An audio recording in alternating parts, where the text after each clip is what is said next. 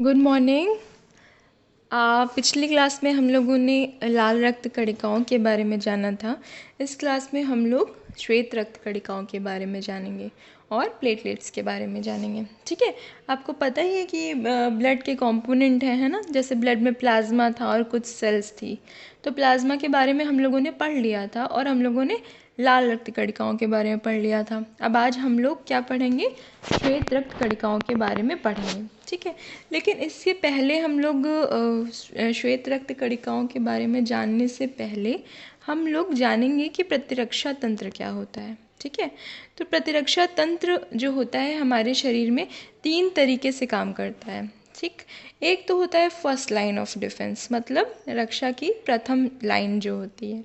अब ये क्या होती है रक्षा की प्रथम लाइन? जैसे हमारे शरीर में अगर कोई बैक्टीरिया या फिर कोई भी पैथोजन या कोई फॉरेन पार्टिकल, है ना, कोई बाहरी चीज़ आक्रमण करना चाहे या कोई ऐसी चीज़ जो हमारे शरीर को हार्म करती है वो आना चाहे, तो क्या होता है हमारे शरीर में बहुत सारी ऐसे फर्स्ट लाइन ऑफ डिफेंस होती है जो उनको वहीं पे ख़त्म कर देती है। जैसे जो हमारा स्किन होती है, स्किन पे जो हेयर्स होते हैं, या फिर जब जो हमारी डाइजेस्टिव सिस्टम है या हमारा जो श्वसन तंत्र है उसके चारों तरफ एक लेयर होती है म्यूकस की। ठीक है, वो क्या करती है, जब भी कोई फॉरेन पार्टिकल आता है वो उसको वहीं पे नष्ट कर देती है। इसके अलावा क्या होती है फर्स्ट लाइन ऑफ डिफेंस? इसके अलावा जो हमारे पाचन तंत्र में एंजाइम होते हैं या हमारे मुख में जो स्लाइवा होती है उसमें कुछ एंजाइम्स होते हैं, कुछ ऐसे तत्व होते हैं जो ऐसे पार्टिकल्स को स्टार्टिंग में ही ख़त्म कर देते हैं। कुछ ऐसे पैथोजेंस होते हैं जो अम्लीय माध्यम में सरवाइव नहीं कर पाते हैं, है ना, अम्लीय माध्यम में नहीं रह पाते हैं। तो वो जब अमाशय में आते हैं और वहाँ पे उसको अम्लीय माध्यम मिलता है तो वो वहाँ पे ख़त्म हो जाते हैं। तो ये तो हो गई फर्स्ट लाइन ऑफ डिफेंस। ठीक है, अब जो होती है दूसरी जो पंक्ति होती है रक्षा की, उसमें क्या होता है, जब हम कोई चीज़ खाते हैं या जैसे कि बताया कोई फॉरेन पार्टिकल जो हमारे शरीर को हार्म कर सकता है या शरीर को लगता है कि वो हमारे शरीर को हार्म कर सकता है, तो क्या होता है हमारा शरीर ऐसे एलर्जिक रिएक्शन देने लगता है। जैसे कभी किसी किसी को किसी भोज्य पदार्थ से एलर्जी होती है तो क्या होता है हमारे शरीर पे रैशेज हो जाते हैं, है ना, या फिर रेड स्पॉट्स हो जाते हैं, दाने हो जाते हैं। कभी कोई ऐसी चीज़, कोई दवा खा लेता है कोई गलत, जिससे एलर्जी होने की संभावना होती है, तो क्या होता है तुरंत हमारे शरीर पे दाने दिखने लगते हैं या कुछ ऐसे खांसी आने लगती है, सांस लेने में दिक्कत होती है। तो तुरंत ऐसे रिएक्शंस आने लगते हैं जो होती है रक्षा की दूसरी पंक्ति। जब कोई फॉरेन पार्टिकल आता है तो ये सारी चीज़ें रिलीज़ हो जाती हैं, जैसे न्यूट्रोफिल हो गई या माइक्रोफेजेस हो गए, ये रिलीज़ होते हैं और ये तुरंत रिएक्शन देते हैं। ठीक, अब जो तीसरी पंक्ति होती है ठीक है, जो तीसरी पंक्ति होती ये होती है ये सबसे इम्पॉर्टेंट होती है हमारी इम्यून सिस्टम के लिए। ठीक, तो इसके बारे में हम लोग अभी आगे बात करेंगे। इसके अंतर्गत बी कोशिका और टी कोशिका आती हैं, अभी इतना जानना ज़रूरी है। ठीक, अब हम लोग वाइट ब्लड सेल की ओर आते हैं। श्वेत रक्त कोशिका क्या होती है? तो यहाँ पे जैसे लिखा है कि श्वेत रक्त कोशिका जो होती है वो हमारे शरीर में अलग अलग संख्या में और अलग अलग प्रकार में होती है। ठीक है, लेकिन जो रक्त का ब्लड वॉल्यूम होता है उसका सिर्फ 1% भाग ही श्वेत रक्त कोशिका होती है। ठीक है, जो इसका निर्माण होता है ये भी बोन मैरो या अस्थि मज्जा में होता है, जैसे लाल रक्त कोशिकाओं का होता है, उसी स्टेम सेल के द्वारा होता है जिससे लाल रक्त कोशिकाओं का होता है। ठीक है, तो जहाँ पे साइट जो होती है इनके निर्माण की वो सेम होती है, बोन मैरो होती है। ठीक है, जैसे हमने बताया ये जो होती है शरीर में रक्षा की दूसरी या तीसरी पंक्ति की तरह काम करती है, सेकेंड लाइन ऑफ डिफेंस और थर्ड लाइन ऑफ डिफेंस की तरह काम करती है। ठीक है, जैसे हमने बताया सेकेंड लाइन ऑफ डिफेंस, तो उसमें कुछ ऐसी कोशिकाएं होती हैं जैसे न्यूट्रोफिल या माइक्रोफेजेस जो होते हैं वो फर्स्ट लाइन ऑफ डिफेंस या सेकेंड लाइन ऑफ डिफेंस बनाते हैं। ठीक, अब कितने प्रकार की होती हैं श्वेत रुधिर कोशिकाएं? तो जैसे यहाँ पे दिया हुआ है कि 2 तरह की होती हैं, दानेदार श्वेत रुधिर कोशिकाएं और दाने रहित श्वेत रुधिर कोशिकाएं। तो दानेदार के अंतर्गत बेसोफिल्स, न्यूट्रोफिल्स और एओसिनोफिल्स आती हैं और दाने रहित में मोनोसाइट और लिम्फोसाइट। ठीक है। अब दानेदार कोशिकाएं क्या होती हैं? ये कोशिकाएं जिनकी साइटोप्लाज्म दानेदार होते हैं, ठीक है। जिनका जब आप उसका स्ट्रक्चर देखेंगे तो उनके जो साइटोप्लाज्म होते हैं वो या कोशिका द्रव जो होता है वो दाने उसमें होते हैं, ठीक है। अब इनका जो विभाजन है उसको इनके दाने के आधार पर या ग्रैन्यूल्स के आधार पर किया जाता है। जैसे जो न्यूट्रोफिल होती है, इसके जो ग्रैन्यूल्स होते हैं वो बैंगनी रंग के होते हैं, ठीक। ये एक फैगोसिटिक कोशिका होती है। तो क्या करती है, जब भी कोई फॉरेन पार्टिकल आता है तो ये इसको चारों तरफ से घेर के उसको समाप्त कर देती है, या कह सकते हैं इनगल्फ खा जाती है उसको, ठीक। इसके अलावा जो एओसिनोफिल्स होती हैं, जैसे हमने बताया सेकेंड लाइन ऑफ डिफेंस में क्या होता है, जब हमारे शरीर में कोई ऐसी चीज़ आती है तो तुरंत हमारे शरीर में ऐसी चीज़ें रिलीज़ होती हैं जो एलर्जिक रिएक्शन देती हैं। तो एओसिनोफिल्स क्या करती है, जब हमारे शरीर में कोई एलर्जी होती है तो ये बढ़ जाती है और बहुत सारे रिएक्शंस देती हैं, जैसे कि त्वचा का लाल होना, सांस लेने में दिक्कत, ये सारे रिएक्शंस देती है। इसके अलावा जो बेसोफिल्स होती हैं, इनका रंग गहरा नीला होता है और इनकी संख्या जो होती है ल्यूकीमिया की अवस्था में पड़ जाती है। अब ल्यूकीमिया क्या होता है? ल्यूकीमिया एक टाइप का कैंसर होता है, ठीक है, ब्लड कैंसर होता है।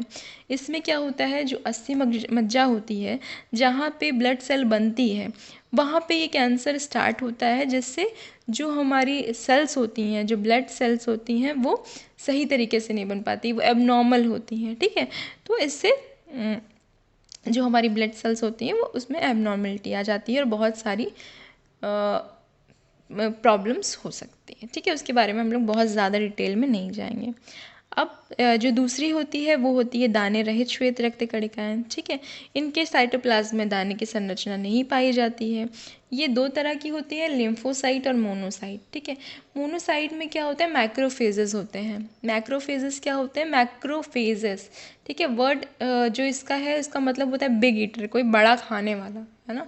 तो ये क्या करता है, जो भी ऐसी चीज़ें आती हैं बाहर से, उनको ये पकड़ के और इंगल्फ कर लेता है, मतलब खा जाता है, ठीक है। और जो लिम्फोसाइट होती हैं, ठीक, इनका केंद्र गोलाकार और बड़ा होता है और ये जो होती हैं ये सबसे इम्पोर्टेंट पार्ट प्ले करती हैं हमारे प्रतिरक्षा तंत्र में, ठीक। इसके अंतर्गत दो तरह की सेल्स आती हैं, टी सेल और बी सेल, ठीक। अब टी सेल क्या करती हैं, जो भी बैक्टीरिया या वायरस हमारे शरीर में आता है, ठीक है, उसके ये एंटीजन को पहचानती हैं और उस पर आक्रमण कर देती हैं, या फिर किसी अन्य कोशिका को संपर्क करके वो उस एंटीजन पे आक्रमण करने के लिए क्रियाशील करती हैं, ठीक। अब जो बी सेल होती है वो क्या करती हैं, वो भी वायरस के एंटीजन को पहचानती हैं, ठीक है। पहले उसको पहचानती हैं जो बी सेल होती हैं, अब उसके बाद क्या करती हैं, ये एक केमिकल को प्रोड्यूस करती हैं, ठीक है, जिसको जो होती है एंटीबॉडीज़, ठीक है। अब ये एंटीबॉडीज़ को प्रोड्यूस करती हैं। एंटीबॉडीज़ क्या करती हैं, एंटीबॉडीज़ देखो वाई शेप की होती है, ठीक। और ये क्या करती हैं, ये एंटीजन को पहचानती है। जब वाई शेप की होती है, वाई शेप का मतलब जो आगे का इनका दो निकला हुआ होता है, वो जो एंटीजन है उसको पकड़ लेता है वो, ठीक है। अभी आगे इसमें शायद शेप हो, ठीक है। तो ये क्या करता है, ये एंटीबॉडीज़ जो होती हैं वो एंटीजन को बांध लेती हैं और फिर बांध के फिर ये ले आती हैं, और फिर जो मैक्रोफेजेस होते हैं जो पैथोजन को या बैक्टीरिया को जो खा जाते हैं, नष्ट कर जाते हैं, वो उन्हें नष्ट कर देते हैं, ठीक। अब लेकिन एक चीज़ ये है कि जो एंटीबॉडी जिस एंटीजन को आइडेंटिफाई की है, मतलब कि जो बी सेल हैं, अगर कोई पैथोजन आया, ठीक है, अगर उसको वो पहचान लिए हैं, ठीक है, उसके एंटीजन को, ठीक है। एक शेप होता है, हर एंटीजन का अलग शेप होता है, कोई चौकोर होता है, कोई गोल होता है, कोई अंडाकार होता है, ठीक है। तो अगर जिस एंटीजन को वो पहचानी है और उसके लिए ही वो एंटीबॉडी रिलीज़ की है, तो वो एंटीबॉडी क्या होगी, सिर्फ उसी एंटीजन को ही नष्ट कर सकती है, वो इसके अलावा किसी और एंटीजन को नष्ट नहीं कर सकती। और इसके अलावा जब भी हमारे शरीर में कोई बैक्टीरिया या वायरस आता है तो क्या होता है, इन एंटीबॉडीज़ को बनने में थोड़ा टाइम लगता है, तुरंत तो हम नहीं ठीक हो जाते हैं ना, थोड़ा टाइम लगता है। तो इन एंटीबॉडीज़ को बनने में थोड़ा टाइम लगता है और उसके बाद फिर धीरे धीरे हम ठीक होना स्टार्ट करते हैं। और इसके अलावा जो दूसरी चीज़ है, जब एक बार आपके शरीर में कोई बैक्टीरिया या वायरस आ चुका है और उसकी एंटीबॉडीज़ बन चुकी हैं, तो वो क्या करती हैं, वो हमारे शरीर में ही रहती हैं। और जब फिर से वो एंटीजन आता है तो वो फिर जल्दी से उस पे काम करती हैं। तो यही होता है वैक्सीनेशन का जो प्रोसेस है। इसमें क्या होता है कि हमारे शरीर में उस पर्टिकुलर डिजीज़ के एंटीजेंस को डाला जाता है, ठीक है, और एंटीबॉडीज़ इसीलिए जब वैक्सीनेशन होता है तो हमें फ़ीवर आ जाता है ना, बच्चों को मतलब फ़ीवर आता है या फिर उनको तकलीफ़ होती है, ठीक है, वो इसीलिए होती है क्योंकि वो एंटीजन डाला जाता है जिससे वो पर्टिकुलर एंटीबॉडीज़ बनती है और फिर वो एंटीबॉडीज़ हमारे शरीर में ही रहती है। तो जब हमारे शरीर में फिर से वो बीमारी आती है तो वो वहीं पे उसको ख़त्म कर देती है, ठीक है, उससे हमारे शरीर को ज़्यादा प्रभाव नहीं पड़ता। तो ये होता है एंटीबॉडीज़ का जो प्रोसेस होता है, ठीक है। अब इसके बाद जो अच्छा, अब कुछ चीज़ें होती, कुछ ऐसी बीमारियां होती जैसे अभी मान लो कोरोना चल रहा है ना। अब हमारे शरीर इतना ज़्यादा इम्यूनिटी है, इतना ज़्यादा प्रतिरक्षा तंत्र है, तो क्यों नहीं ठीक हो सकता है? तो इसलिए नहीं ठीक होता है कि जो भी वायरसेस होते हैं, ठीक है, बैक्टीरिया की तो एक पर्टिकुलर एंटीजन होता है, एक शेप होता है, पर जो वायरस होते हैं वो अपने एंटीजन का शेप चेंज करते रहते हैं। तो क्या होता है, अगर कोई एंटीबॉडी पहचाने की अच्छा ये इस शेप का है, ये स्क्वायर शेप का एंटीजन है, तो वो उसके लिए वो बनी, ठीक है।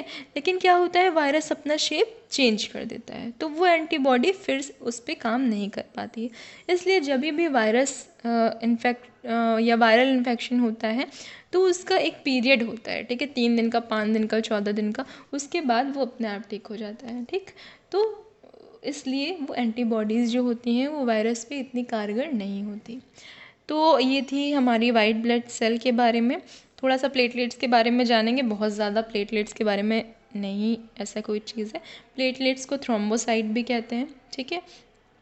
ये मेनली क्या करती है, रक्त का थक्का जमाने में हेल्प करती हैं, ठीक है। जब भी हमारे शरीर में कोई कट लगता है या ब्लड का लॉस होने लगता है ना, रक्तस्राव होने लगता है, तो क्या करती है, प्लेटलेट्स आती हैं। और बहुत सारे ऐसे फैक्टर्स होते हैं, बहुत सारे ऐसे विटामिन, बहुत सारे ऐसे न्यूट्रिएंट होते हैं, जैसे विटामिन के हो गया, है ना, ये सारी चीज़ें, फाइब्रिन होगी, प्रोटीन होता है, ये सब मिलके, ये सारे केमिकल्स मिलके और प्लेटलेट्स मिलके रक्त का थक्का जमाती हैं, जिससे क्या होता है, जो ब्लड का लॉस होता है, बहुत ज़्यादा हमारे शरीर से ब्लड का लॉस नहीं होता है, ठीक है। और जो ब्लड का लॉस हो चुका होता है वो हमारे शरीर में आरबीसीज बनती रहती हैं, वो फिर से अपनी जगह पे आ जाता है, ठीक है। तो प्लेटलेट्स का मेन क्या काम होता है, रक्त का थक्का जमाना, ठीक है। इसमें बहुत ज़्यादा डिटेल में हमें जाना नहीं है, तो फिर हम लोग नहीं जाएंगे, ठीक। तो ये था, अगर इससे रिलेटेड कोई क्वेश्चन हो आपकी तो आप हमसे पूछ सकते हैं और इसके नोट्स बना लीजिए। रेड ब्लड सेल के एक्चुअली आज आपको क्या बनाना है, रक्त के ब्लड कंपोनेंट्स, ठीक है, कौन कौन से प्रकार होते हैं, प्लाज्मा होता है और ब्लड सेल होती है। प्लाज्मा के बारे में लिखिए, आपके पहले वीडियो में, इससे पहले वाले वीडियो में प्लाज्मा के बारे में था। इसके बाद फिर ब्लड सेल्स के बारे में लिखिए, इसमें आरबीसी, डब्ल्यूबीसी और प्लेटलेट्स हैं, ठीक है। ये आप पूरा करके आज अपनी नोट्स बना के दिखाएंगे, ठीक है। और कोई आपके क्वेश्चंस हो तो आप पूछ सकते हैं।